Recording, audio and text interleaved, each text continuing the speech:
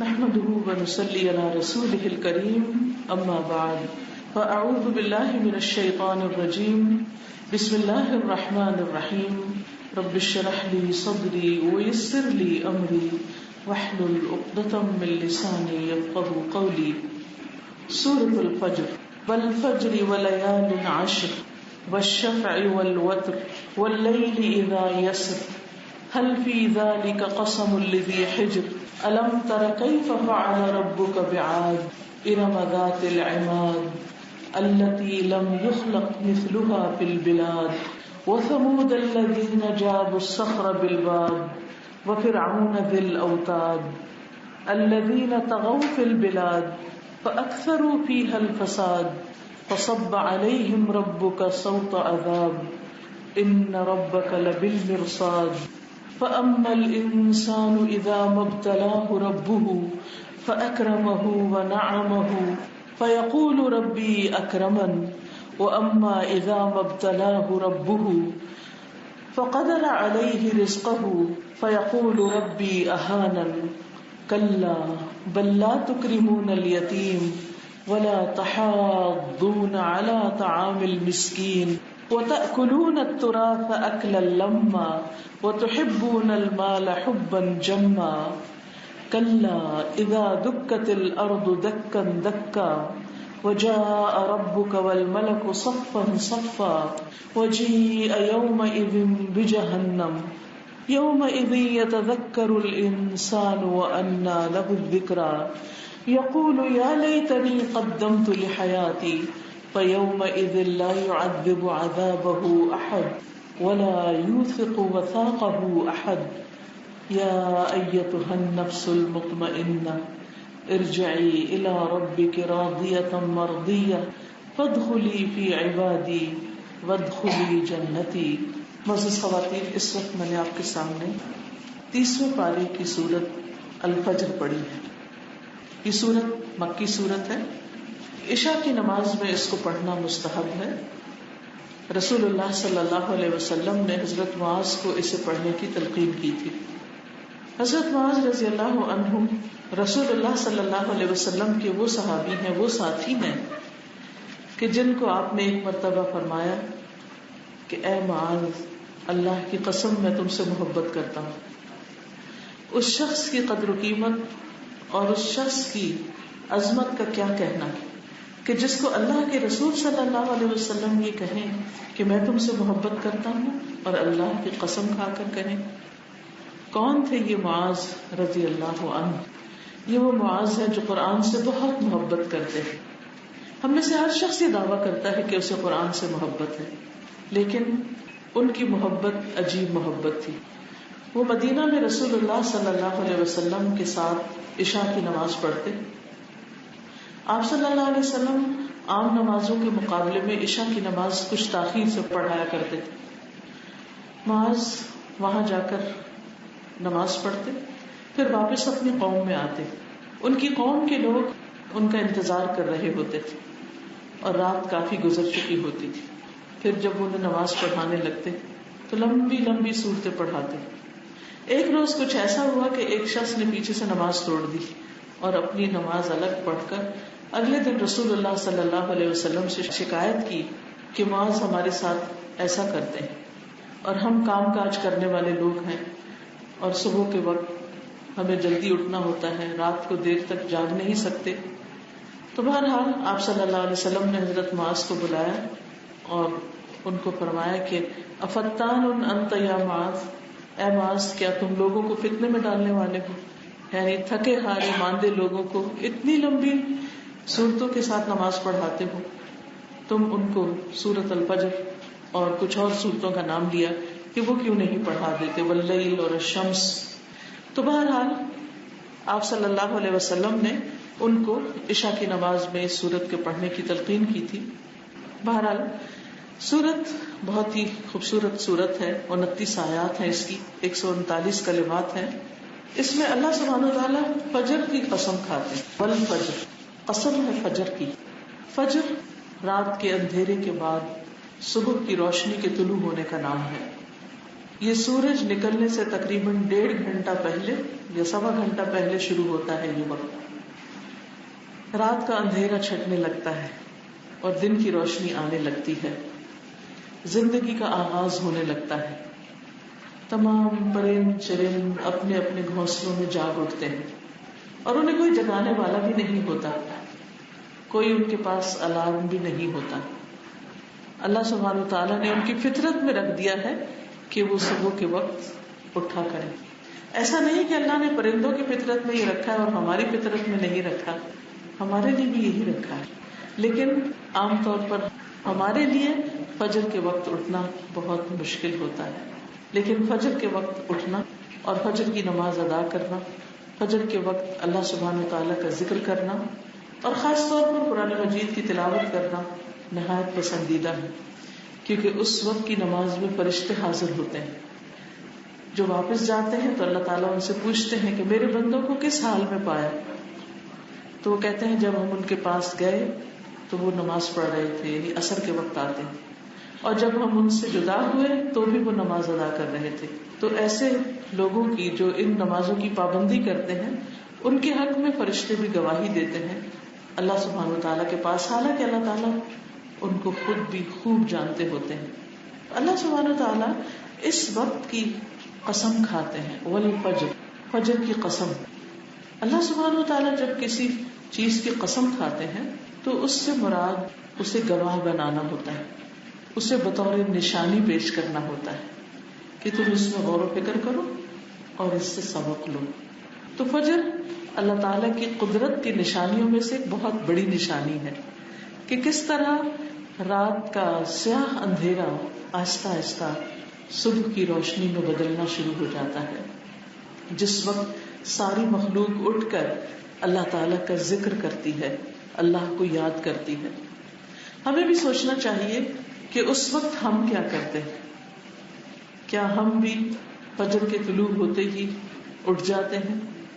سورج نکل آیا, پرندے اٹھ گئے, سارے حیوانات اٹھ گئے, اور آپ نے دیکھا ہوگا کہ اس وقت سارے کے سارے تسبیح کر رہے ہوتے ہیں. اگر آپ کے گھر میں کوئی درخت ہے یا کوئی باغ ہے تو آپ دیکھیں گے کہ اس وقت سارے پرندے اپنی اپنی بولی بول رہے ہوتے ہیں, اور بہت ہی سہانا وقت ہوتا ہے, بہت ہی خوبصورت, کہ ہر طرف سے اللہ کی یاد کی آوازیں آ رہی ہوتی ہیں. اسی طرح مسجد سے اذان کی آوازیں آتی ہیں, پھر کہیں نماز پڑھانے کی آوازیں آتی ہیں. گھروں کے اندر جو گھر آباد ہوتے ہیں ان سے قرآن کی تلاوت کی آوازیں آتی ہیں, اور ہر طرف ایک چہل پہل ہوتی ہے, ایک خوشی کا سما ہوتا ہے. لوگ جو اس وقت اٹھتے ہیں وہ مشاہدہ کرتے ہیں کہ اس وقت اٹھنا روح کو سیراب کر دیتا ہے, دل کے اندر ایک خوشی پیدا کر دیتا ہے, انسان کے اندر ایک چستی ہوتی, ایک نشاط ہوتی ہے, ایک زندگی ہوتی ہے, ایک ہوپ ہوتی ہے. اور اس وقت کا اٹھنا انسان کے لیے بہت سی پریشانیوں, غموں اور دکھوں سے نجات کا ذریعہ بھی بنتا ہے, کیونکہ جب انسان اندھیرے کو روشنی میں بدلتے ہوئے دیکھتا ہے تو انسان کو یہ سبق ملتا ہے کہ تمہاری زندگی کے غم, دکھ, پریشانیاں اور ان کے اندھیرے بھی جلد چھٹ جائیں گے. کوئی بھی وقت ایک سا نہیں رہتا, خواہ رات کتنی ہی تاریک کیوں نہ ہو وہ روشنی میں بدل جاتی ہے, صبح ضرور ہوتی ہے. اس لیے ہر صبح انسان کو ایک نئے دن کی اور ایک نئی زندگی کی بشارت دیتی ہے. تو جو شخص اس وقت اٹھتا ہے اسے چاہیے کہ اس وقت کو اللہ کی یاد میں گزارے, اور اس وقت وہی اٹھتا ہے جو اللہ کو یاد کرنا چاہتا ہے, کیونکہ اس وقت انسان دنیا کے کام کاج ابھی نہیں کرتا, کوئی جاب اس وقت شروع نہیں ہوتی, کوئی بزنس اس وقت شروع نہیں ہوتا, گھر کے کام کاج بھی اس وقت نہیں ہوتے. تو ہم کس لیے اٹھتے ہیں, کیوں اٹھتے ہیں؟ صرف اللہ کو یاد کرنے کے لیے. تو خوش قسمت ہے وہ جو اس وقت میں اپنے رب کو یاد کرے, اور اس وقت شکر بھی ادا کرنا چاہیے. کیوں؟ اس لیے کہ اگر رات ہی رہے اور دن میں نہ بدلے, صبح کی روشنی نہ آئے, تمہارے لیے کس قدر پریشانی کی بات ہو. تو اللہ سبحانہ وتعالیٰ اس وقت اپنی قدرت کی نشانی دکھاتا ہے. تو 3 اہم کام ہوتے ہیں کرنے کے, فجر طلوع ہونے سے لے کر سورج طلوع ہونے تک, اس سے پہلے. اور وہ کیا ہے؟ سب سے پہلے نماز. نبی صلی اللہ علیہ وسلم فجر کی نماز اندھیرے میں پڑھتے تھے. نماز کے بعد صبح کے اذکار، کیونکہ اللہ سبحانہ و تعالیٰ کا ذکر سبحوہ بکرۃ و عشیہ. بکرہ کا مطلب ہے یعنی سورج نکلنے سے پہلے تک کا وقت. تو جتنی بھی حفاظت کی دعائیں ہیں، صبح شام کے اذکار ہیں، جن کی وجہ سے انسان بہت سی تکلیفوں، دکھوں اور پریشانیوں سے بچتا ہے، ان کے پڑھنے کا وقت بھی سورج طلوع ہونے سے پہلے تک کا وقت ہے. جب سورج طلوع ہو جاتا ہے تو وہ پھر صرف ذکر رہ جاتے ہیں، پھر وہ حفاظت کے لیے نہیں ہوتے. اس لیے نماز کے فوراً بعد اذکار اور اذکار کے فوراً بعد قرآن کی تلاوت یا تسبیحات. کیونکہ انسان جب صبح صبح اللہ سبحانہ تعالیٰ کا ذکر کرتا ہے، تسبیحات کرتا ہے، اللہ کو یاد کرتا ہے، تو اس وقت کا پڑھا ہوا اپنے اندر ایک عجیب تاثیر رکھتا ہے، کیونکہ وہ یکسوئی کا وقت ہوتا ہے. دنیا کی زندگی کے کام کاج شروع نہیں ہوتے تو کوئی ہنگامہ شور ادھر ادھر کی باتیں نہیں ہوتی. انسان یکسوئی کے ساتھ اللہ کا ذکر کرتا ہے، اور اگر قرآن کی تلاوت کرتا ہے جو کہ کرنی چاہیے، تو ان قرآن الفجر کان مشہودا، کہ بے شک فجر کے قرآن میں حاضری ہوتی ہے، یعنی فرشتوں کی حاضری ہوتی ہے، اور اللہ کا ذکر جہاں ہو، جس گھر میں وہاں فرشتے حاضر ہوں، وہاں کیسی کیسی رحمتیں اور برکتیں نازل ہوں گی. لیکن اس کے برعکس اگر انسان اس وقت سوتا ہی چلا جاتا ہے تو یہ سونا ایک نحوست کا سونا ہوتا ہے، اور اس کی وجہ سے انسان کئی بیماریوں کا بھی شکار ہوتا ہے، کیونکہ انسان اپنی فطرت کے خلاف جا رہا ہوتا ہے. اور لیکن جب انسان اٹھتا ہے تو پھر فطرت کی ہم نوائی کرتا ہے. اس کے بعد اللہ سبحانہ و تعالیٰ قسم کھاتے ہیں وَلَيَالٍ عَشْرٍ، اور 10 راتوں کی، 10 راتوں کی قسم. یہ کون سی 10 راتیں ہیں جن کی قسم اللہ سبحانہ و تعالیٰ کھا رہے ہیں؟ یہ 10 راتیں، ان کے بارے میں مفسرین کے مختلف اقوال ہیں. سب سے پہلی بات یہ کہ یہ رمضان کے آخری عشرے کی 10 راتیں ہیں. ان 10 راتوں میں سے ایک رات لیلۃ القدر ہوتی. وہ لیلۃ القدر 1000 مہینوں سے زیادہ بہتر ہے، یعنی تقریباً 83 years and 4 months کی عبادت کے برابر ہے. اس ایک رات کی عبادت کوئی معمولی چیز نہیں ہے. اگر کسی کو وہ رات نصیب ہو جاتی ہے تو گویا وہ اپنی ساری زندگی عبادت میں گزار کر گیا اس دنیا سے. پھر اسی طرح آخری عشرے میں نبی صلی اللہ علیہ وسلم اعتکاف کیا کرتے تھے، عبادت کیا کرتے تھے. تاک راتوں میں خاص طور پر عبادت کا حکم ہے، قیام اور دعائیں، اور خاص طور پر اللہ سبحانہ تعالیٰ کی طرف رغبت. سارے سال کی راتوں میں سے یہ 10 راتیں بہت ہی قیمتی ہیں، جس میں نبی صلی اللہ علیہ وسلم خود بھی جاگتے اور اپنے اہل و عیال کو بھی جگاتے. دوسری رائے اس میں یہ ہے کہ اس سے مراد ذی الحج کے پہلے 10 دن ہیں. آج کل ذی القعدہ ہے اور جلد ہی انشاءاللہ ذی الحجہ آنے والا ہے. اسی مناسبت سے آج اس سورت کا اور اس بات کا ذکر کیا جا رہا ہے کہ اللہ سبحانہ و تعالیٰ نے ان راتوں کی جو قسم کھائی ہے یہ کوئی معمولی قسم نہیں ہے. یہ دن معمولی دن نہیں ہے، یہ دن سال کے دنوں میں سے سب سے زیادہ بابرکت دن ہے. ابن عباس کہتے ہیں کہ قرآن مجید کی یہ آیت وَيَذْكُرُ اسْمَ اللَّهِ فِي أَيَّامٍ مَّعْلُومَاتٍ، اور معلوم دنوں میں اللہ تعالیٰ کا نام یاد کرے. ان معلوم دنوں سے مراد عشرہ ذی الحجہ کے 10 دن ہیں، اور والفجر ولیال عشر سے مراد بھی ذی الحج کے پہلے 10 دن ہیں. حدیث سے پتہ چلتا ہے کہ ان 10 دنوں میں کیے ہوئے اعمال، خاص طور پر اللہ کا ذکر، تلاوت، تسبیح اور باقی نیک کام کرنا، باقی سارے سال کے دنوں میں سے زیادہ افضل ہے. رسول اللہ صلی اللہ علیہ وسلم نے فرمایا کسی بھی دن کیا ہوا عمل اللہ تعالیٰ کو ان 10 دنوں میں کیے ہوئے عمل سے زیادہ محبوب نہیں. صحابہ نے پوچھا یعنی کسی بھی اور دن میں جو عمل انسان کرتا ہے وہ ان دنوں سے بہتر نہیں ہو سکتا. گویا سب سے زیادہ افضل عمل وہ ہے جو ان 10 دنوں میں کیا جاتا ہے. اگرچہ رمضان بھی افضل ہے لیکن رمضان کی راتیں زیادہ بابرکت ہے بنسبت دن کے، اور عشرہ ذی الحجہ کے دن راتوں کی نسبت زیادہ قدر و قیمت والے ہیں، فضیلت والے ہیں. صحابہ نے پوچھا اللہ کے رسول صلی اللہ علیہ وسلم کیا جہاد فی سبیل اللہ بھی؟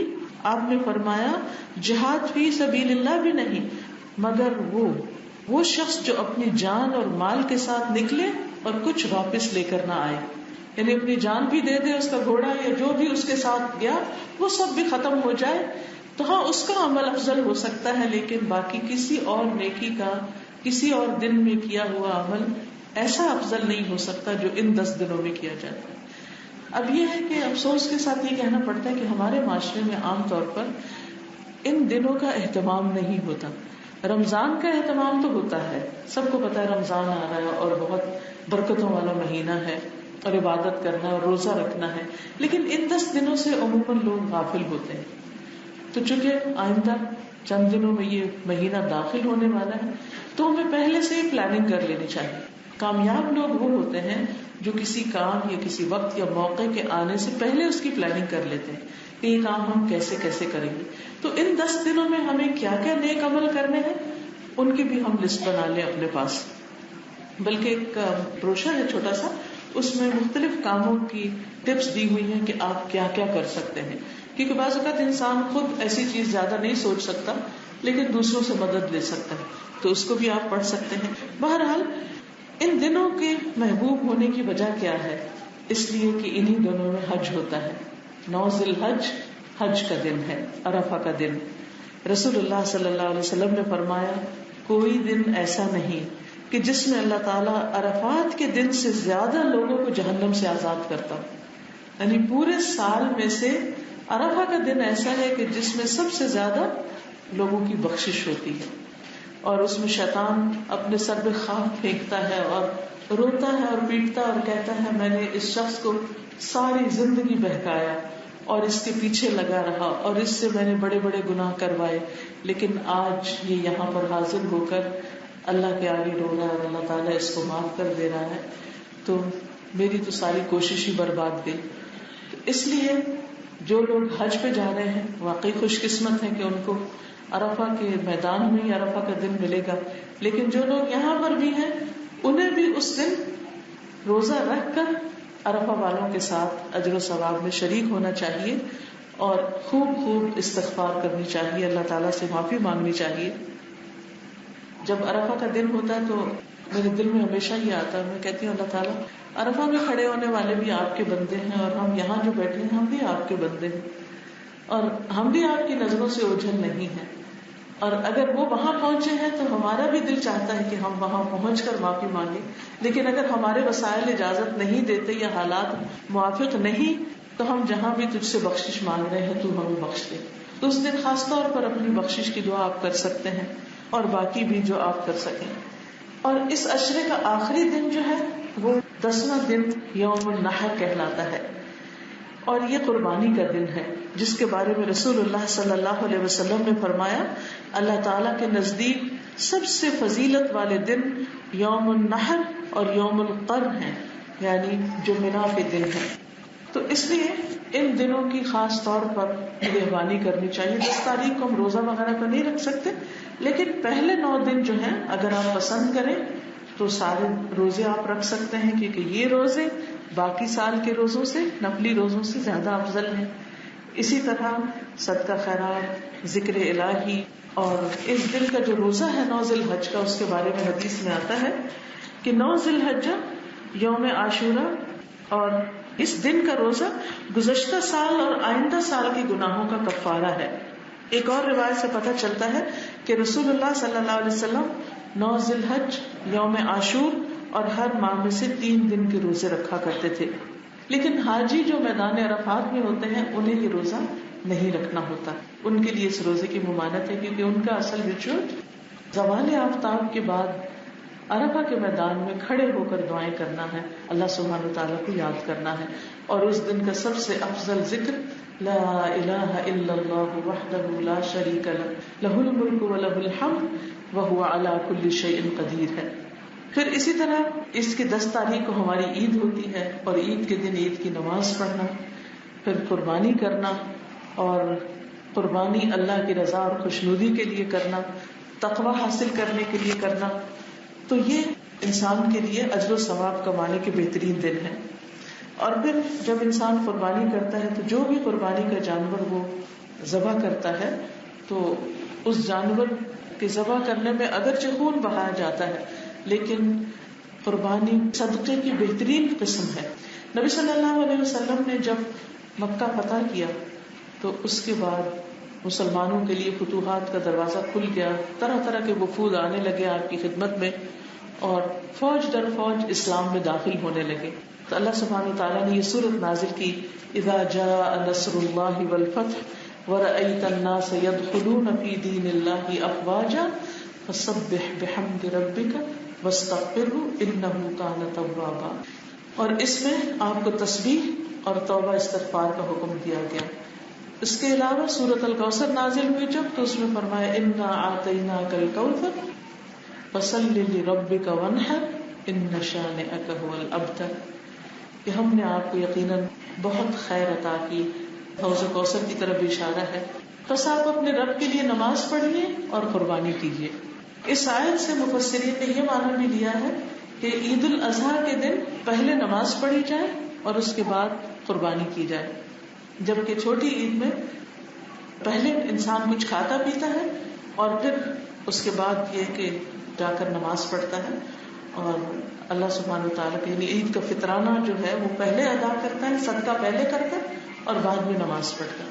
عید الاضحیٰ میں پہلے نماز اور بعد میں صدقہ یعنی قربانی کا. ان شانئک هو الابتر، بے شک تمہارا دشمن ہی جڑ کٹا ہے. اس سے کیا بات پتہ چلتی ہے کہ جو شخص نماز پڑھتا ہے اور قربانی کرتا ہے اللہ سبحانہ وتعالیٰ اس کو تنہا نہیں چھوڑتا اور اسے اس کے دشمنوں کے حوالے نہیں کرتا. کہیں بھی انسان کو اگر یہ خطرہ ہو کہ لوگ اس کے باتیں بنائیں گے، لوگ معلوم نہیں اس کے ساتھ کیا سلوک کریں یا کوئی نقصان پہنچائیں. بعض اوقات انسانوں کے دشمن بن جاتے ہیں، بعض غلط فہمیوں کی بنا پر، بعض ایسے ہی. تو اس صورت میں بھی انسان کو کیا کرنا چاہیے؟ نماز اور قربانی سے مدد لینی چاہیے، کیونکہ قربانی کا صدقہ ایسا ہے کہ جس میں غریب لوگوں کو، بھوکے لوگوں کو کھانے کی چیز مل جاتی ہے. بعض اوقات انسان ویسے روپے پیسے کا بھی صدقہ کرتا ہے لیکن اس صدقے میں یہ ہوتا ہے کہ لوگ اس پیسے سے کچھ بھی لے لیتے ہیں، بعض اوقات اپنے صحت کا خیال نہیں رکھتے. لیکن قربانی جو ہے اس میں جب اللہ کی خاطر اللہ کا نام لے کر خون بہایا جاتا ہے اور غریبوں کو کھلایا جاتا ہے تو وہ اللہ سبحانہ وتعالیٰ کے نزدیک بہت پسندیدہ ہے. کسی نے نبی صلی اللہ علیہ وسلم سے سوال کیا تھا کہ سب سے بہترین حج کیا ہے، کیسا ہے، کون سا ہے؟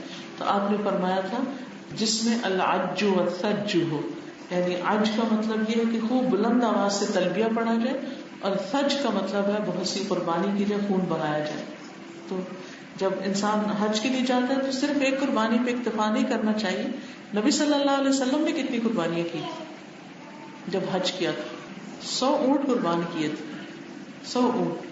اس میں سے 63 جو تھے وہ آپ نے اپنے ہاتھ سے قربان کیے تھے اور باقی حضرت علی رضی اللہ تعالیٰ عنہ کو حکم دیا تھا کہ وہ ان کو قربان کر دیں. تو اس سے بھی یہ پتہ چلتا ہے کہ قربانی کرنا ایک بہترین عبادت ہے، یعنی عبادت کی ایک قسم ہے، اور خاص طور پر اللہ کے نام پر اللہ کے دیے ہوئے جانوروں کو ذبح کرنا. وَلَيَالٍ عَشْرٍ، تو ان 10 راتوں میں انسان یا 10 دنوں میں انسان خوب اللہ تعالیٰ کی عبادت کرے. وَالشَّفْعِ وَالْوَتْرِ، اور شفع اور وتر، ایون اینڈ آڈ، ان کی بھی قسم کھائی. اب دیکھیے کہ شفع کہتے ہیں جیسے ایون نمبر ہوتا ہے 2 4 6 8، اور وتر ہوتا ہے طاق عدد جیسے آڈ نمبر ہوتا ہے. اب دنیا میں جتنی بھی چیزیں ہیں اگر آپ غور کریں تو وہ شفع ہے، 2 جوڑا جوڑا، اور وتر جو ہے وہ اللہ سبحانہ وتعالیٰ کی ذات ہی اکیلی ہے. ایک حدیث میں آتا ہے کہ ان اللہ وتر یحب الوتر، کہ اللہ سبحانہ وتعالیٰ ایک ہے اور وہ ایک یا طاق عدد کو پسند کرتا ہے، یعنی وتر کو پسند کرتا ہے. طاق تو ہوتا ہے وہ دوسرا، لیکن وتر کو پسند کرتا ہے. تو اب آپ دیکھیے طاق اور وتر ایک ہی چیز ہے. طاق اردو میں کہتے ہیں، وتر جو ہے عربی میں کہتے ہیں، اور جفت کہتے ہیں ایون کو. تو اللہ سبحانہ وتعالیٰ کو کام کرنے میں جو آڈ نمبر پہ کام کرنا جو ہے وہ زیادہ پسند ہے. مثلاً آپ دیکھیے جیسے آپ نماز میں تسبیح پڑھتے ہیں سبحان ربی العظیم، سبحان ربی الاعلیٰ، تو 3 دفعہ 5 دفعہ 7 دفعہ اس طرح آپ پڑھتے ہیں. اسی طرح رات کی آخری نماز وتر ہے. اور اس پر تمام نمازوں کا اختتام ہوتا ہے. اسی طرح آسمانوں کا ذکر آتا ہے تو 7 آسمانوں کا ذکر آتا ہے. باقی بھی بہت ساری چیزوں میں طاق کا عدد ہے وہ پسندیدہ ہے کہ اس طاق عدد میں کام کرنا یا نمبر جہاں گننے ہو. بعض مفسرین نے وتر سے مراد عرفہ کا دن لیا ہے اور جفت سے مراد یوم النحر لیا, اور ان 2 دنوں کی اہمیت کی وجہ سے ان کی قسم کھائی گئی کہ دیکھو کس طرح اللہ سبحانہ وتعالیٰ تمہارے گناہوں کو بخشتا ہے عرفہ کے دن, اور کس طرح اللہ سبحانہ وتعالیٰ عید کا دن تمہیں خوشیوں کا دن دیتا ہے, اور اس میں بھی انسان جو قربانیاں وغیرہ کرتا ہے اس کی بنا پر انسان اللہ کا قرب پاتا ہے. کہ قربانی کا لفظ جو ہے یہ دراصل قرب سے نکلا ہے. قرب یعنی انسان قربانی کر کے اللہ تعالیٰ کے قریب ہوتا ہے, اللہ تعالیٰ کی رحمت پاتا ہے. کیونکہ اللہ تعالیٰ کیا چاہتا ہے کہ بندہ اللہ کی محبت میں باقی ہر محبت کو قربان کر دے. تو انسان کو عموماً اپنے مال سے محبت ہوتی ہے, یا پہلے زمانے میں لوگ خود جانور پالتے تھے اور اس کے بعد ان کو قربان کرتے تھے. تو جس جانور کو آپ پالتے ہیں, مثلا اگر آپ نے اس کو 1 سال تک اپنے پاس رکھا ہے اور اس کو اپنے ہاتھ سے کھلا رہے ہیں, پلا رہے ہیں, اس کو صاف ستھرا کر رہے ہیں, تو اس سے آپ مانوس ہو جاتے ہیں, اس سے آپ کی محبت ہو جاتی ہے. جن لوگوں نے پیٹس رکھے ہوئے ہیں یا پیٹس کے شوقین ہیں ان کو اچھی طرح پتا ہے کہ اس سے کتنی محبت ہوتی ہے. اپنے بچوں کی طرح بازو کا تو اس سے محبت ہو جاتی ہے, اور خاص طور پہ اگر چھوٹے بچے جو ہیں وہ یعنی پیٹس جب رکھتے ہیں تو عجیب ہی ان کی اٹیچمنٹ ہو جاتی ہے ان سے. تو اب آپ دیکھیے کہ جب انسان کسی جانور سے اتنی محبت کرتا ہے اور پھر اللہ کے حکم پر اس کے گلے میں چھری پھیر دیتا ہے, تو وہ کس بات کا اظہار کرتا ہے کہ اگر میری جان کی بھی ضرورت پیش آئی کہیں تو اللہ کے نام پر میں اپنی جان دینے سے بھی گریز نہیں کروں گا. تو انسان مختلف طریقوں سے قربانیاں کرتا ہے. فجر کے وقت اٹھنا کیا ہے دراصل قربانی. حج پر جانا کیا ہے قربانی. رمضان کی راتوں میں طاق راتوں میں لیلۃ القدر میں رات کو جاگنا اور عبادت کرنا کیا ہے قربانی. ذوالحج میں روزے رکھنا نفلی کیا ہے قربانی. اسی طرح اپنا مال خرچ کرنا قربانی. تو یہ ساری قربانیاں جو انسان کرتا ہے یہ دراصل اللہ سبحانہ تعالیٰ کے قریب ہونے کے لیے. اور اللہ سے قریب ہونا اس میں ایسی لذت ہے, اس میں ایسا سکون ہے, ایسی خوشی ہے کہ جس کو وہی محسوس کر سکتا ہے جس سے اللہ سے محبت ہو. اس کو ایک چھوٹی سی اس مثال سے سمجھیے اس بات کو کہ ماں کو اپنے بچے سے محبت ہوتی ہے. تو آپ دیکھیں کہ ماں اگر کام کاج بھی کر رہی ہے, کچھ بھی کر رہی ہے, بچہ چھوٹا ہے, جب وہ اسے اٹھا کر, چاہے وہ خود کتنی بھی تھکی ہوئی, اٹھا کر اپنے سینے سے لگاتی ہے, اس کو دودھ پلاتی ہے, اسے اپنے قریب کرتی, تو اس وقت اس کی خوشی, اس کے سکون اور اس کی کیفیت کا کوئی اندازہ ہی نہیں کر سکتا کہ اسے اس وقت کیا مل رہا ہوتا ہے جب اس کا بچہ اس کے قریب ہوتا ہے. اور یہی بچہ اگر دور ہو جائے, کھو جائے, یا اسے کوئی تکلیف ہو, یا بچہ بڑا ہو کر اسے چھوڑ جائے, تو ماں کے لیے اس سے زیادہ اذیت اور کرب کی بات کوئی نہیں ہوتی. تو انسان ہمیشہ جن چیزوں سے محبت کرتا ہے اس کا دل چاہتا ہے کہ وہ اس کی آنکھوں کے سامنے رہے, اس کے قریب رہے, اس کا ذکر ہوتا رہے, اس کو خوش کیا جاتا رہے. تو جو شخص اللہ سبحانہ تعالیٰ سے محبت کرتا ہے پھر یہ کیسے ہو سکتا ہے کہ وہ اس کا قرب پانے کی تمنا نہ رکھے, اس کا محبوب بننے کی تمنا نہ رکھے. تو یہ قربانیاں جو ہیں اللہ سبحانہ تعالیٰ نے ہم پر جو مقرر کی ہیں, اور آگے ذوالحج کے مہینے میں قربانی کے دن آئیں گے, تو ان کو صرف ایک ریچول سمجھ کے ادا نہ کیجیے. نیت کیا ہونی چاہیے کہ میں اپنے مال کی, اپنی اس جانور کی قربانی کر رہا ہوں صرف اور صرف اللہ سبحانہ تعالیٰ کی خاطر, اللہ کا قرب پانے کے لیے, اللہ کی محبت کے لیے. اور جب انسان اللہ کی خاطر یہ کرتا ہے تو اللہ تعالیٰ بھی ضرور راضی ہوتا ہے. جیسے سورۃ اللیل میں آتا ہے کہ الا ابتغاء وجہ ربہ الاعلی ولسوف یرضی, مگر اپنے رب کا چہرہ چاہنے کے لیے تو رب بھی اس سے ضرور راضی ہوگا. ولسوف یرضی, اس میں آپ دیکھیے کہ جب ایک انسان صرف اور صرف اللہ کی خاطر ایک کام کرتا ہے تو اللہ تعالیٰ بھی اس سے راضی ہو جاتا ہے. لیکن جب وہی کام انسان بندوں کو دکھانے کے لیے کرتا ہے تو اس میں کوئی خیر نہیں ہوتی, بلکہ وہ چیز انسان کے خلاف قیامت کے دن الٹا حجت بنے گی. تو بہرحال جفت اور طاق کی قسم کھائی گئی، واللیل اذا یسر، اور رات کی قسم جب وہ چل پڑے. یعنی یسر کا مطلب ہوتا ہے رات کے وقت چلنا، یعنی گویا سورج غروب ہونے کے ساتھ رات کی آمد ہوتی. ہم سو بھی جاتے ہیں، رات چلتی رہتی ہے، اور چلتے چلتے جب ہمارے اٹھنے کا وقت ہوتا ہے تو رات رخصت ہو جاتی. والصبح اذا تنفس، صبح اپنا سانس لے لیتی اور رات جا چکی ہوتی.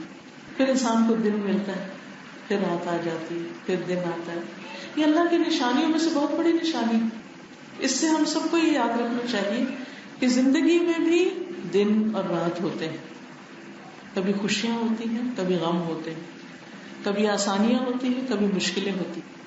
کبھی انسان کا دل بہت اچھا ہوتا ہے، اس کا ایمان بہت بڑا ہوا ہوتا ہے، اور کبھی انسان بہت اداس ہوتا ہے اور اپنے آپ کو بہت لو فیل کر رہا ہوتا ہے. انسان کی کیفیات ایک جیسی نہیں رہتی. تو اس لیے ہم سب کو یہ سب جن چیزوں کی قسم کھائی گئی، فجر کی اور پھر رات کی قسم کھائی گئی، اور خاص موقعوں کی عبادت کے اوقات کی قسم کھائی گئی، یہ سب ہمیں بہت بڑی تسلی بھی دیتے ہیں کہ ہماری زندگیوں میں اگر کوئی مسئلہ ہے تو وہ ہمیشہ کے لیے نہیں ہے. وہ مسائل ختم ہو جائیں گے، وہ چلے جائیں گے. کوئی بھی چیز پرماننٹ نہیں. یہاں رات آتی ضرور ہے لیکن ٹھہرتی نہیں، چلتی چلی جاتی ہے.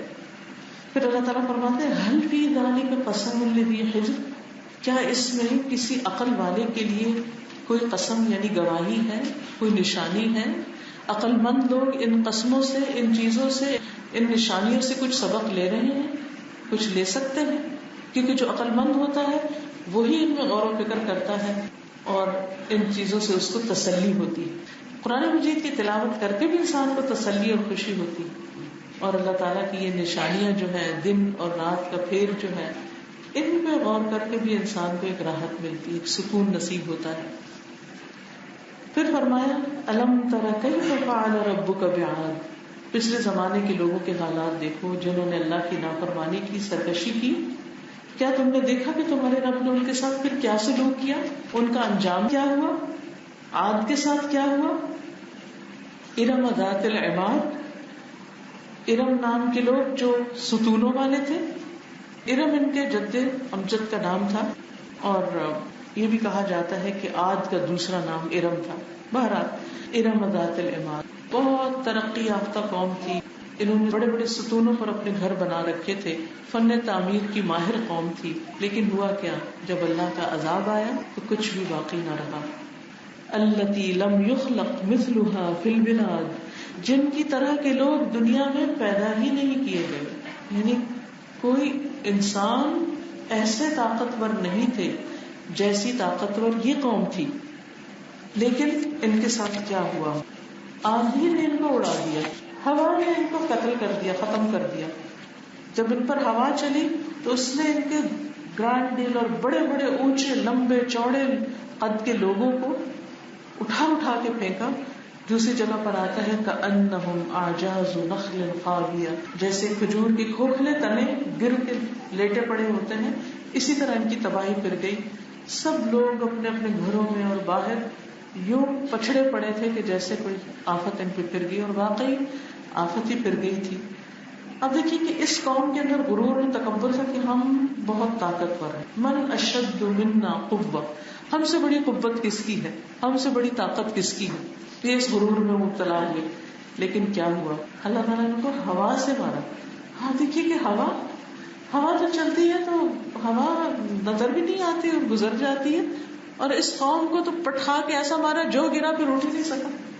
وثمود الذین جابوا الصخر بالواد، اور سمود جنہوں نے چٹان کو کاٹا وادی میں، یعنی ان کے علاقے کا نام بھی واد کہلاتا ہے، اور دوسرے یہ کہ یہ پہاڑوں کے بیچ میں رہتے تھے اور وہاں پر انہوں نے گھر بنا رکھے تھے چٹانیں تراش تراش کر.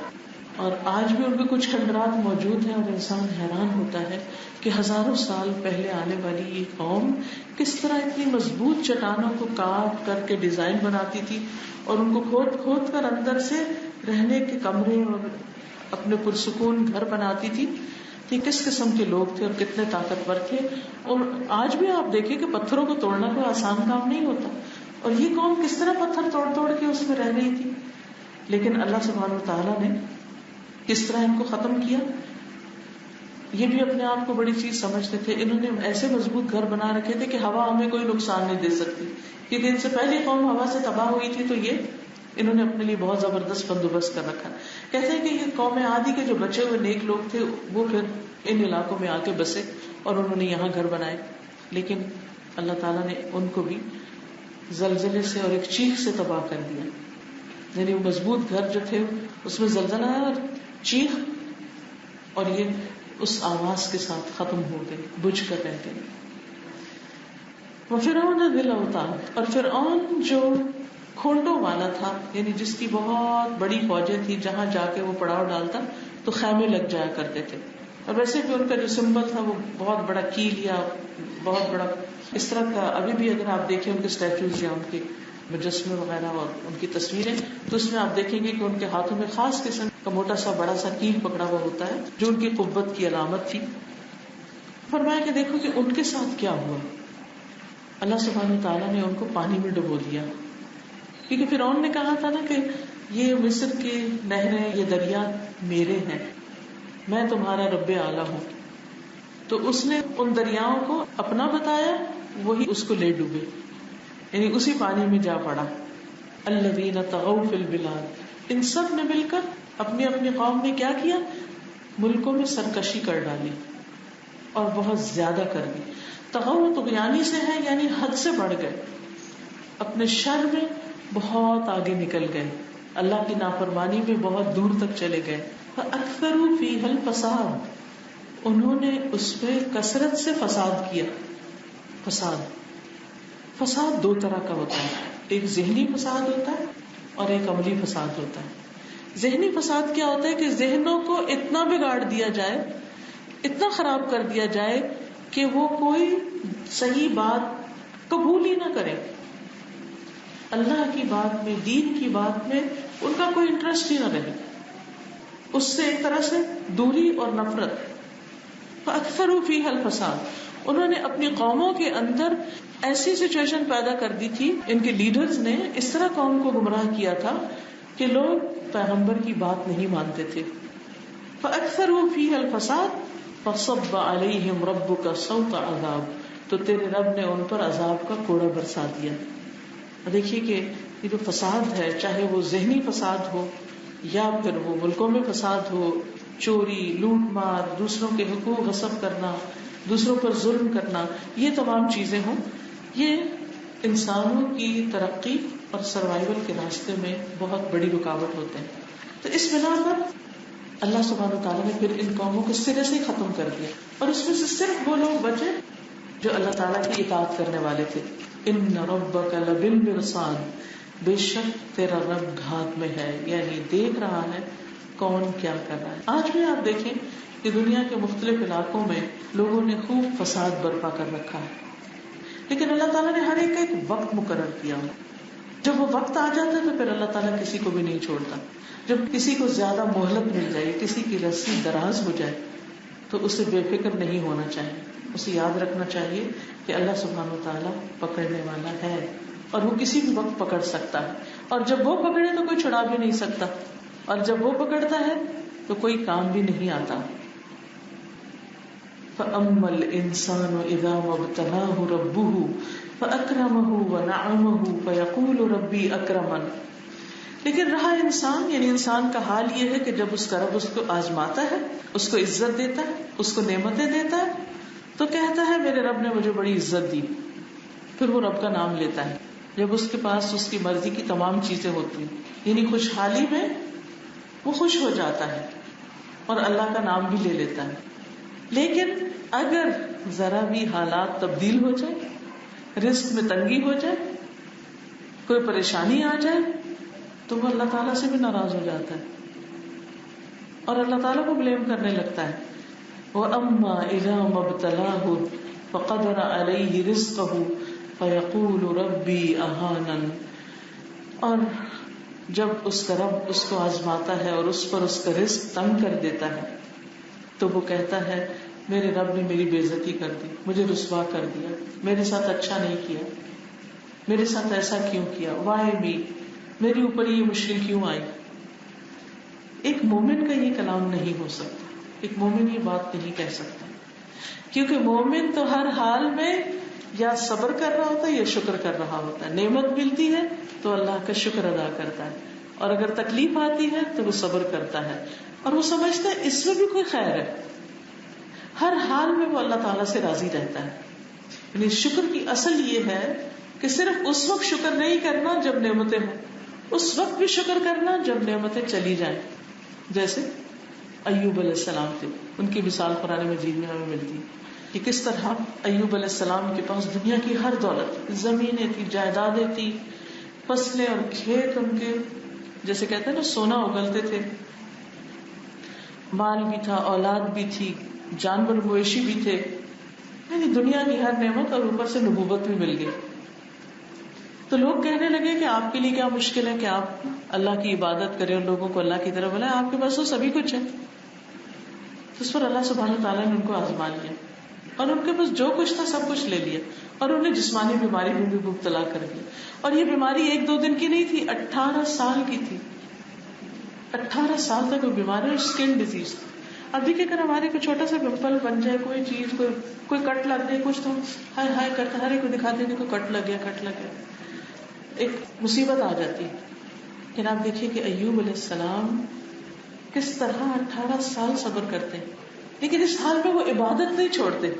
وہ کہتے ہیں یا رب جب تو نے مجھے سب کچھ دیا تو میں اپنے نرم گرم بستر کو تیری خاطر چھوڑتا تھا اور عبادت کے لیے کھڑا ہو جاتا تھا رات کے وقت، لیکن اس وقت مجھے میرا مال اور اولاد بھی کچھ مصروف کر دیتے تھے. ظاہر انسان کے پاس کتنے بھی کام کرنے والے خود تو دیکھنا پڑتا ہے، لیکن اب جب کہ تو نے مجھ سے سب کچھ لے لیا تو میرے اور تیرے بیچ میں کوئی بھی نہیں رہا. اب مجھے تیری عبادت میں اور بھی زیادہ لذت آتی ہے. یعنی پہلے بیوی بچے اور یہ سب اور دنیا کے کام دھندے بہت کچھ تھا، اب تو کوئی بھی بیچ میں نہیں رہا، اب تو تیری عبادت میں اور بھی زیادہ مزہ آتا ہے. یہ ہوتا ہے بندہ مومن، یہ ہوتا ہے شکر، کہ جب ہو تو تب بھی انسان شکر کرے، اور جب نہ ہو تو بھی اس حال میں دیکھے کہ اس کا پلس پوائنٹ کیا ہے. کیونکہ کوئی بھی حال، ہاں وہ تکلیف کی حالت ہوتی ہے، وہ خیر سے خالی نہیں ہوتی. کیونکہ اس حال میں عام طور پر ہم اور زیادہ اللہ کا ذکر کرتے ہیں، عبادت کرتے ہیں، دعائیں مانگتے ہیں، اللہ تعالیٰ کے قریب ہونے کی کوشش کرتے ہیں، اپنی غلطیوں کو یاد کرتے ہیں، اپنے ان کاموں کی طرف توجہ کرتے ہیں جو ہم نے بلائے بھی ہوتے ہیں، چھوڑے بھی ہوتے ہیں، اپنی ذمہ داریوں کی طرف توجہ کرتے ہیں. تب دیکھیے کہ تکلیف کا وقت تو گزر جاتا ہے، لیکن لکھا کیا جاتا ہے؟ بندے کا شکر یا پھر بندے کا واویلا کہ یہ کیا کرتا رہا. اور اس میں ہم دیکھتے ہیں کہ کچھ بزرگوں کے حالات ہم پڑھتے ہیں تو اتنی حیرانی ہوتی ہے. ایک بزرگ کے بارے میں آتا ہے، امام ابو اسحاق کے بارے میں، کہ 20 سال تک وہ صرف ایک آنکھ سے دیکھتے تھے، لیکن انہوں نے کبھی کسی سے ذکر نہیں کیا کہ میں صرف ایک آنکھ سے دیکھتا ہوں. کسی کو بتایا ہی نہیں، کبھی نہیں بتایا. اور لوگ سمجھتے تھے کہ شاید وہ دونوں آنکھوں سے دیکھتے ہیں. اسی طرح وہ کہتے ہیں کہ جب مجھے کوئی تکلیف ہوتی ہے، کوئی بیماری ہوتی ہے، نہ میں اپنی ماں سے ذکر کرتا ہوں، نہ اپنی بہن سے، نہ بیٹی سے، نہ بیوی سے، کسی سے بھی نہیں کرتا. کیونکہ انسان جب اپنے پیاروں کو اپنی تکلیف کی بات بتاتا ہے تو وہ بھی تکلیف میں مبتلا ہو جاتے ہیں، اور اپنے دشمنوں کو تکلیف بتاتا ہے تو وہ خوش ہونے لگتے ہیں. جن کو آپ خوش دیکھنا چاہتے ہیں وہ غمگین ہو جاتے ہیں، اور جن کو آپ خوش نہیں دیکھنا چاہتے وہ آپ سے خوش ہونے لگتے ہیں کہ اچھا ہے اس کو مصیبت آئی. تو جب انسان اپنے دکھ تکلیف کی فریاد اپنے رب سے کرتا ہے اور اس سے دعائیں مانگتا ہے، انما اشکو بثی وحزنی الی اللہ، تو اللہ اس شخص کے دل کو سکون عطا کرتا ہے اور اس کو راہ دکھا دیتا ہے اور اس پر اپنا کرم نازل کرتا ہے اور اس کے لیے بے پناہ اجر لکھ دیتا ہے. کیونکہ انما یوفی الصابرون اجرهم بغیر حساب. اور صبر ہوتا ہے اپنے آپ کو روکنا، کس چیز سے؟ واویلا کرنے سے، شور کرنے سے، ہائے ہائے مچانے سے. کیونکہ جب انسان ان چیزوں سے بچتا ہے تو اسی وقت کو، اسی انرجی کو اللہ کی یاد میں گزارتا ہے، پھر اور کثرت سے ذکر ہوتا ہے اور اچھے اچھے کام کرتا ہے. اور اگر یہ نہ کرے تو پھر انسان سارا دن ایک ہی چیز کو لے کے پڑا رہتا ہے. زندگی تو ایک بار ملی ہے، دوبارہ تو ہمیں دنیا میں نہیں آنا. آج ہی میرے بھائی نے مجھے اپنا نسب نامہ بھیجا تو میں اس کو 2-3 دفعہ پڑھا سارے کو، اور اب یقین کر کے میں ایک ایک کو پڑھ رہی تھی. اچھا یہ بھی ہمارے اس میں سے ہے، لینئر میں سے یہ بھی، یہ بھی، یہ بھی، یہ بھی، یہ بھی فوت ہو گئے، یہ بھی فوت ہو گئے، یہ بھی فوت ہو گئے، یہ بھی فوت ہو گئے. یعنی انہیں تو ہمارے بارے میں کچھ پتہ نہیں. ہم ان کے نام پڑھ رہے ہیں کہ یہ اور یہ لوگ ہمارے آباء و اجداد میں سے، ان میں سے کون اپنی قبروں میں خوش ہیں اور کون نہیں. اللہ تعالیٰ سب کی بخشش فرمائے. لیکن اتنی حیرت ہو رہی تھی کہ اتنی لمبی لائن لوگوں کی، اور اس میں سے ہم یہاں کھڑے ہیں اور پھر ہمارے بعد پتہ نہیں کتنے. یہی حال ہے اور ہم سب کا یہی حال ہے. ہم سب آدم کی اولاد ہیں، اور آدم سے لے کے ہم تک بیچ میں پتہ نہیں کتنی نسلیں گزری جن کی ہم اولاد آگے اولاد ہیں. اور ہمارا وقت بھی ایک دن ختم ہو جائے گا، اور پھر ہماری جگہ کچھ اور لوگ ہوں گے، اور پھر ان کی جگہ کچھ اور لوگ ہوں گے. دنیا کا حال تو یہی ہے. تھوڑا سا وقت ہمیں ملا ہے کچھ کرنے کے لیے، بس کر جائیں. اور یہ صرف اس وقت ہو سکتا ہے جب ہم اپنے آپ کو فضول فالتو ایکسٹرا چیزوں سے بچائیں. کیونکہ اگر ہم واویلا کرنے میں اور دن بھر اپنے غموں کی اور دکھوں کی داستان ہی سنانے میں لگے رہے تو کسی سے کوئی اچھی بات کب کریں گے؟ اللہ کا ذکر ہی کب کریں گے؟ اللہ کو یاد کب کریں گے؟ اللہ سے دعا کب مانگیں گے؟ وہ جو ہم اپنی باتیں کہتے ہیں نا کہ اس کے دل میں نکالنے دو، بولنے دو اس کو، ارے اس کو بولنے دو بول بول کے کہاں وہ پھر تھوڑے دیر پھر دوبارہ بھر جاتا، پھر دوبارہ بولنے لگتے. یہی اگر وہ اس وقت اللہ کا ذکر کرے، اللہ کو یاد کرے، اللہ سے مدد مانگے، تو آپ دیکھیں گے کہ آہستہ آہستہ وہ زخم بھی منتقل ہو جائیں گے اور ایک راحت اور سکون بھر جائے گا دل میں. لیکن بہت سے لوگ اس گر کو نہیں جانتے. تو صبر ہوتا ہی کیا ہے؟ اپنے آپ کو روک لینا. کس سے؟ فالتو باتوں سے، فضول باتوں سے، خواہ کی باتوں سے، اپنی کہانیاں سنانے سے لوگوں کو. اب دیکھیں گے لوگ سن کے زیادہ سے زیادہ کیا کریں گے؟ کچھ کر تو سکتے نہیں آپ کے لیے. ہاں یہ ہے کہ کوئی دعا کرتے آپ کے لیے اور آپ ویسے بھی کہہ سکتے ہیں. تو اس میں ہم سب کو اس بارے میں بہت کیئرفل ہونے کی ضرورت ہے اور اپنے دن بھر کا جائزہ محاسبہ کرنے کی ضرورت ہے کہ ہم سارا دن کن کاموں میں، ہماری گفتگو کے عام ٹاپکس اور موضوعات کیا ہوتے ہیں، کیا واقعی وہ بہت ضروری ہوتے ہیں. اور کتنی دفعہ ہوتا ہے نا کہ آپ کسی کو ایک بات کہہ رہے ہوتے ہیں، وہ کچھ اور سمجھ رہا ہوتا ہے، وہ کوئی اور جواب دیتا ہے اور آپ کہتے ہیں نہیں میرا یہ مطلب نہیں. آپ پھر صفائیاں پیش کرنے لگتے ہیں آپ، اور پھر وہ مزید کچھ اور اس سے بنا لیتا ہے، اور وہ کیا اس قدر بدمزگی ہو جاتی ہے، وہیں سے بعضوں کو جھگڑے شروع ہو جاتے ہیں. آج ہی کسی خاتون نے ذکر کیا کہ وہ کچھ دن کے لیے اپنے بہن بھائیوں سے ملنے کے لیے آئے، اور اتنی مس انڈرسٹینڈنگ ہے کہ کوئی سیدھے وہ بات ہی نہیں کرنا چاہتا. تو کس قدر افسوس اور دکھ کی بات ہے. اتنے محبت کے رشتے اور باتیں کرتے، اتنے ہزاروں میل دور سے لوگ آتے ہیں ایک دوسرے سے ملنے کے لیے اور ایک دوسرے کے ساتھ وقت گزارنے کے لیے. خون کے رشتے ہیں، مل بیٹھنا چاہیے، لیکن نہیں. میں نے کہا کہ وجہ کیا ہے؟ کہ ان کو بس کچھ شکایت ہے کہ آپ نے کچھ باتیں ایسی کی تھی جن کی وجہ سے ہمارا دل دکھا، بھی معاف کر دو. میں نے کہا آپ بھی معافی مانگ لیں اور وہ بھی معاف کر دیں، تبھی کام چلے گا. یہ ان باتوں کو لے کے بیٹھنے سے تو کچھ حاصل نہیں. لیکن پھر ہمیں یہ سوچنا چاہیے نا کہ وہ باتیں کرنے کی ضرورت ہی کیا تھی کہ جس کی وجہ سے اتنی بڑی بڑی غلط فہمیاں پیدا ہو گئی اور رشتے آپس میں، خون کے رشتے جو ہیں وہ ایک دوسرے بدزن، بجائے اس کے کہ ہم ایک دوسرے کے لیے خوشی کا باعث ہو، ایک دوسرے کے لیے محبت اور ایک دوسرے کے غم بانٹنے کا ذریعہ، ہم ایک دوسرے کے لیے دکھ اور تکلیف کا باعث بن جائے. کہ ہمیں دیکھ کے کسی کو دکھ ہو، ہم سے بات کر کے کسی کو دکھ ہو. ہماری زندگی پر کیا کمایا ہم نے؟ کیونکہ الکلمۃ الطیبۃ صدقہ، اچھی بات بھی صدقہ ہے. تو ہم میں سے ہر ایک دیکھے کہ میری کس گفتگو سے خیر نکلتی ہے اور کون سی باتیں ایسی جس سے شر پھوٹتا ہے، تو ان باتوں کو ختم کر دیں. اور اگر انسان ہونے کے ناطے کو چھوڑی تو معافی مانگنے میں دیر نہ لگائے. تو یہ دو چیزیں جو ہیں انسان کے لیے بہت بڑی آزمائش ہے، کہ انسان کے پاس مال کا ہونا بھی آزمائش اور نہ ہونا بھی آزمائش، کیونکہ انسان کسی حال میں بھی راضی نہیں ہوتا. پھر اللہ تعالیٰ فرماتے ہیں کلا بل لا تکرمون الیتیم، ہرگز نہیں، بلکہ تم یتیم کی عزت نہیں کرتے. ولا تحاضون علی طعام المسکین، اور مسکین کو کھانا کھلانے کی رغبت نہیں دیتے، ایک دوسرے کو آمادہ نہیں کرتے، ایک دوسرے کو توجہ نہیں دلاتے کہ یہ کام کرو.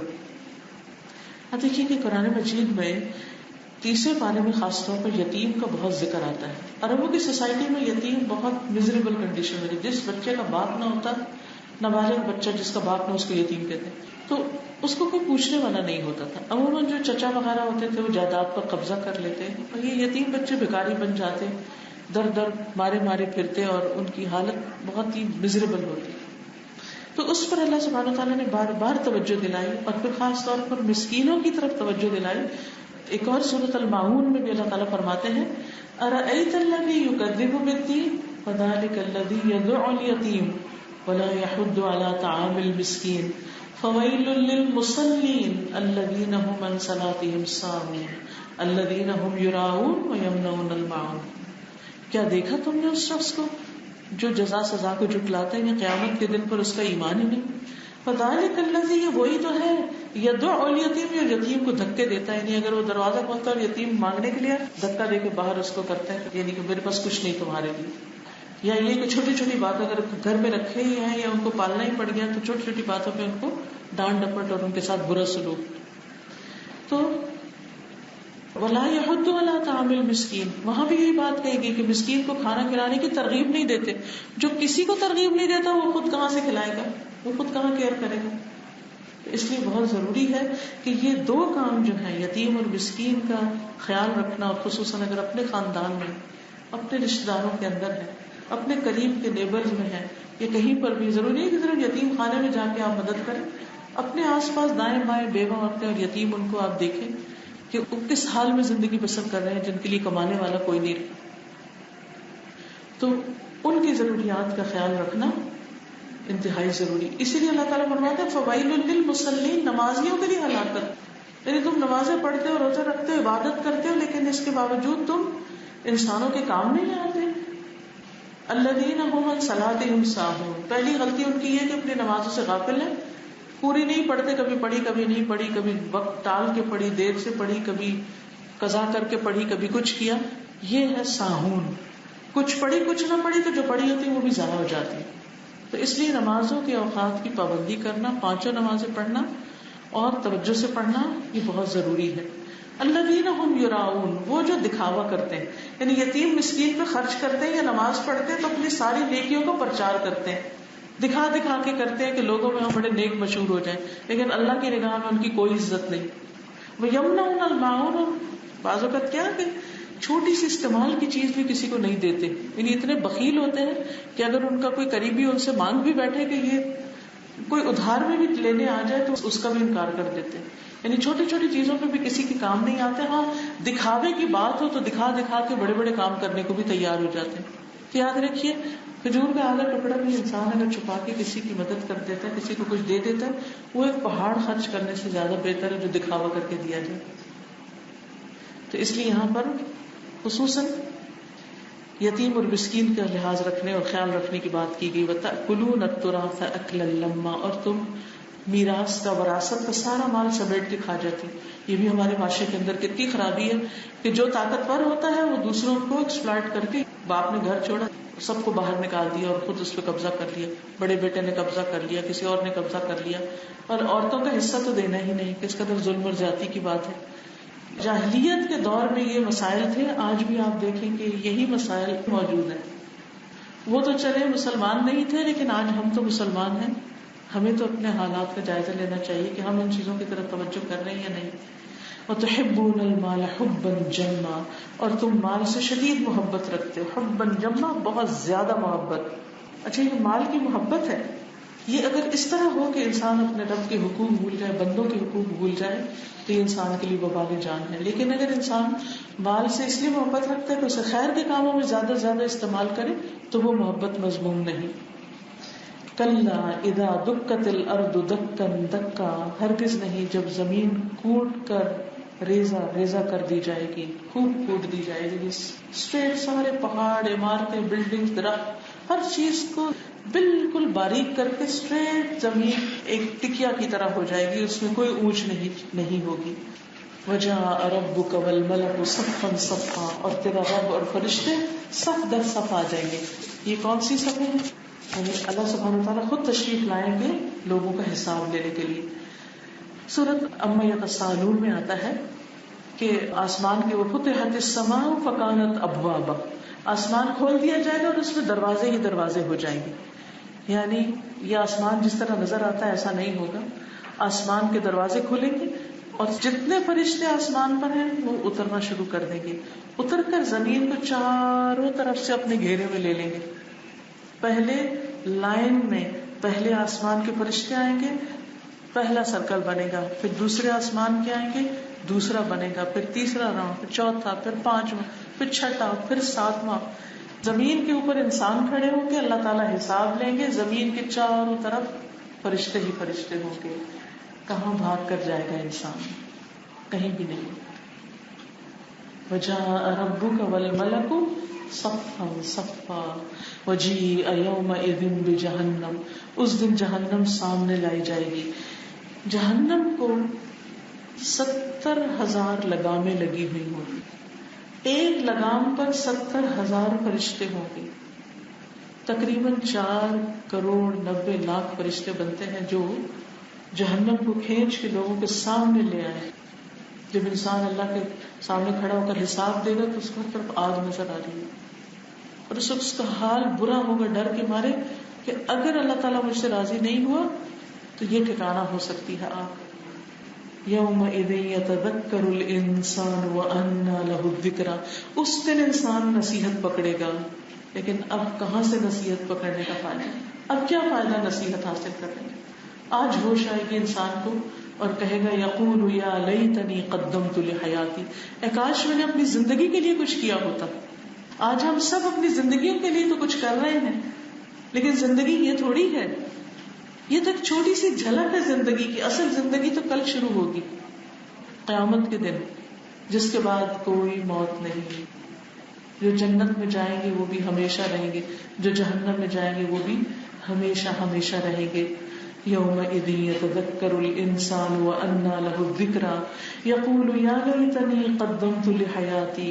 کاش میں اپنی زندگی کے لیے پہلے سے ہی کچھ بھیج دیتا. آج ہم جو کچھ کرتے ہیں, کوئی صدقہ خیرات ذرے برابر بھی کوئی نیکی کرتے ہیں تو وہ قیامت کے دن سامنے نظر آئے گی. وَمَن يَعْمَلْ مِثْقَالَ ذَرَّةٍ خَيْرًا يَرَهُ.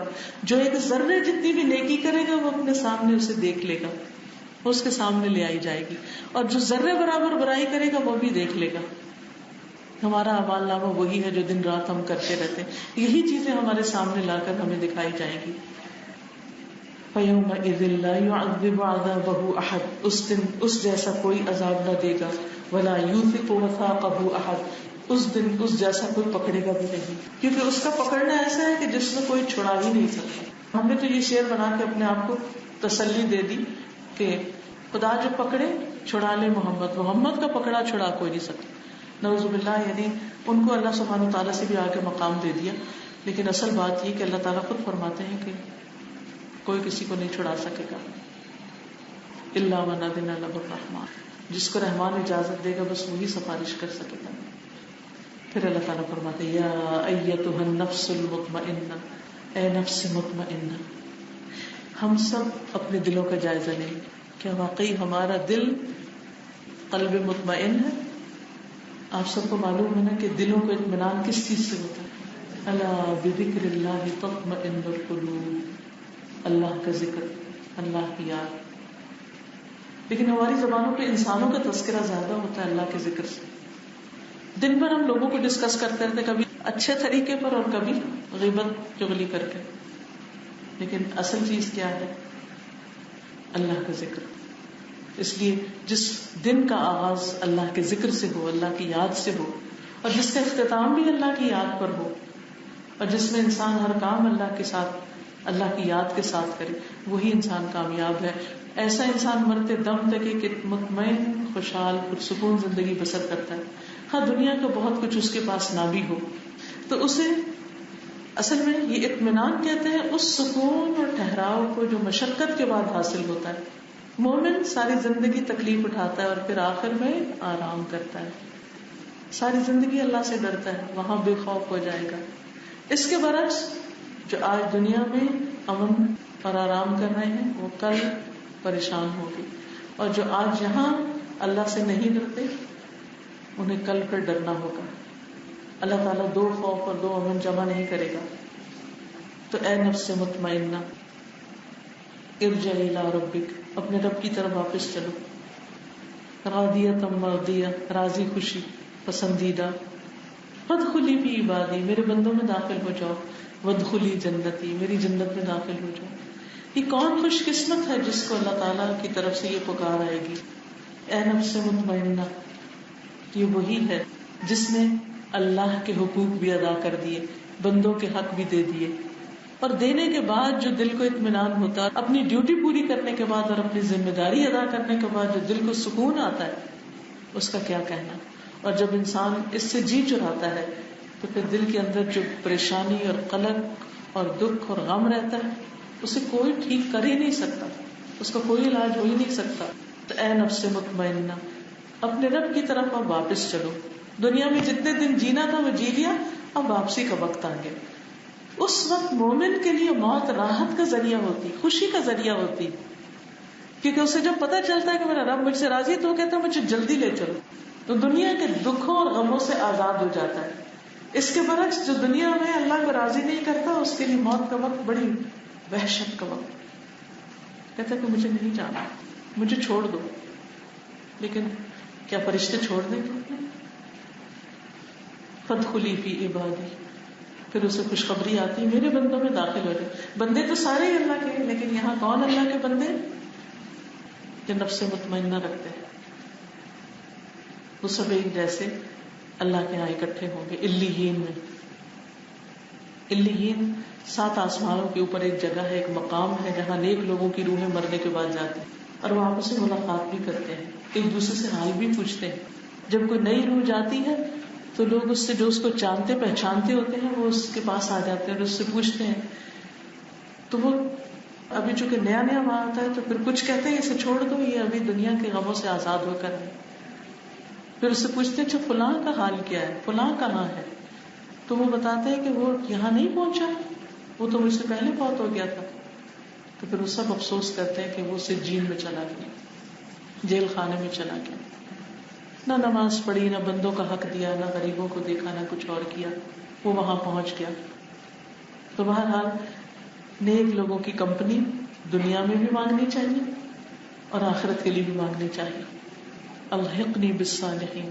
کیوں یوسف علیہ السلام کو نبوت میں ملی، حکومت، بادشاہت، سب کچھ ملی، انہوں نے کیا مانگا؟ توفنی مسلما والحقنی بالصالحین. مجھے اسلام کی حالت میں فوت کرنا اور نیک لوگوں سے ملانا، یعنی مرنے کے بعد بھی نیک لوگوں کے بیچ میں ہوں.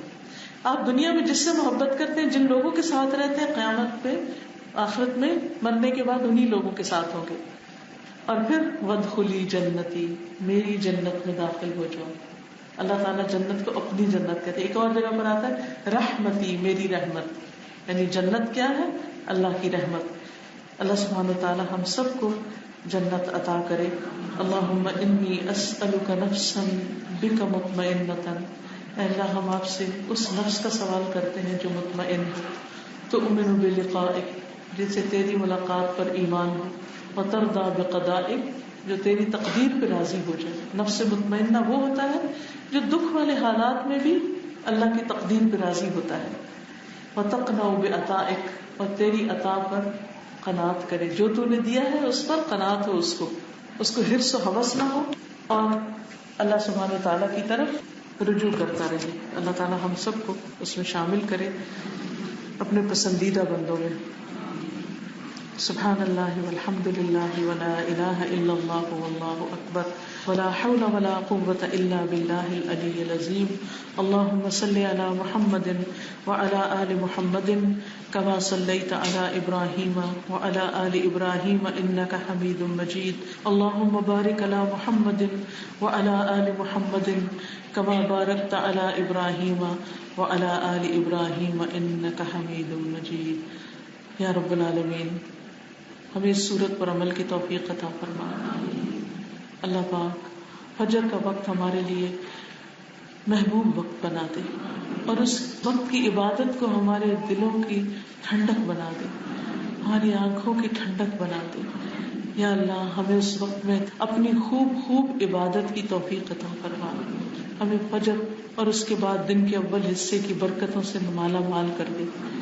یا اللہ ہمارے گھروں کو بھی اپنے ذکر سے آباد کر دے. یا اللہ ہمیں آئندہ آنے والے ذی الحج میں روزے، زکوٰۃ، خیرات اور خاص طور پر قربانی کی توفیق عطا فرما. یا رب العالمین ہمارے بچوں کو ہدایت عطا فرما، ہمارے گھر والوں کو ہماری آنکھوں کی ٹھنڈک بنا. یا اللہ ہمارے والدین پر اپنی رحمت نازل فرما. یا رب العالمین تو ہمارے نفسوں کو ٹیڑھا ہونے سے، دلوں کو ٹیڑھا ہونے سے بچا. اللہ ہمیں نفس مطمئنہ عطا فرما. اللہ جو بھی ہم کوشش کریں تیری خاطر کریں اور کرنے کے بعد تو ہم سے راضی ہو جائے اور ہم تجھ سے راضی ہو جائیں. اللہ جب ہماری موت آئے تو ہم سے راضی ہو جانا. اور ہمیں بھی یہ پکار آئے یا ایتھا النفس المطمئنہ ارجعی الی ربک راضیۃ مرضیہ. اللہ تو ہمیں اپنے پسندیدہ بندوں میں شامل کر لینا. یا اللہ ہماری آخرت کی منزلوں کو آسان کر دینا. اللہ ہمیں جہنم کی آگ سے محفوظ رکھنا. یا اللہ آخرت کا دن ہمارے لیے امن کا دن بنا دینا. ہمارا حساب آسان کر دینا. ہمیں نیک لوگوں میں شامل کرنا, نیک لوگوں کے ساتھ اٹھانا. یا اللہ جتنی بھی ہماری زندگی باقی ہے ہمیں زیادہ سے زیادہ اچھے کام کرنے کی توفیق عطا فرما. ہمیں ایسا علم اور سمجھ عطا کر کے ہم تیری راہ میں دوڑ سکیں. اللہ تو ہم سے راضی ہو جا. یا اللہ جتنی بہنیں آئی ہیں ان کے دلوں میں جو دعائیں اور نیک تمنائیں ہیں اللہ ان کو پورا فرما. ربنا تقبل منا انک انت السمیع العلیم. یا اللہ سارے بیماروں کو شفاء کاملہ عطا فرما. اللہ سب دکھی لوگوں کے دکھ دور فرما. ربنا تقبل منا انک انت السمیع العلیم وتب علینا انک انت التواب الرحیم. وصلی اللہ تعالی علی خیر خلقہ محمد وعلی آلہ واصحابہ واہل بیتہ اجمعین برحمتک یا ارحم الراحمین. الہی آمین.